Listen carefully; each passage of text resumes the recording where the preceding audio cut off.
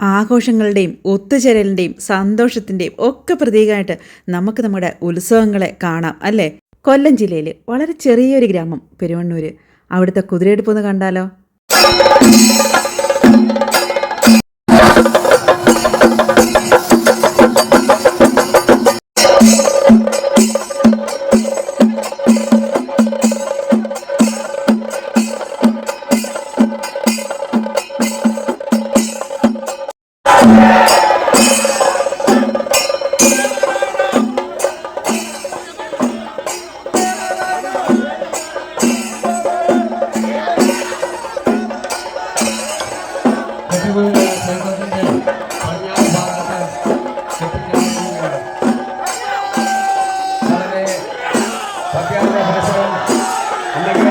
ആറാടിക്കുന്നതിന് വേണ്ടി കെട്ടി അലങ്കരിച്ച കെട്ടുകുതിര തിരുമുമ്പിൽ ആറാടിച്ചുകൊണ്ടിരിക്കുകയാണ്.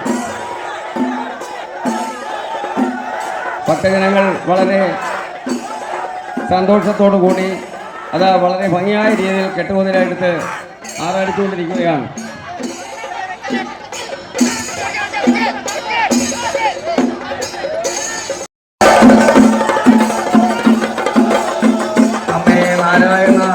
നാരായണ എന്ന് മനസ്സിൽ ധ്യാനിച്ചുകൊണ്ട്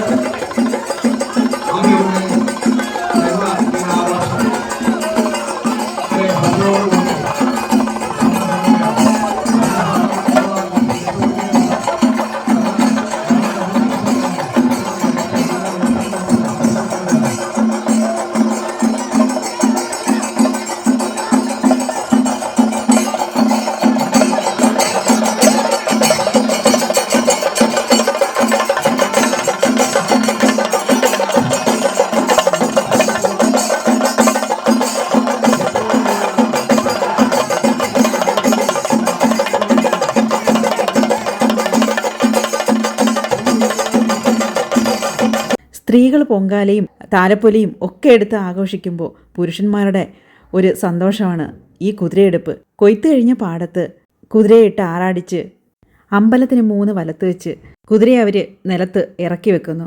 പിന്നൊരു വർഷത്തെ കാത്തിരിപ്പാണ് ഈ ആഘോഷത്തിനായിട്ട്.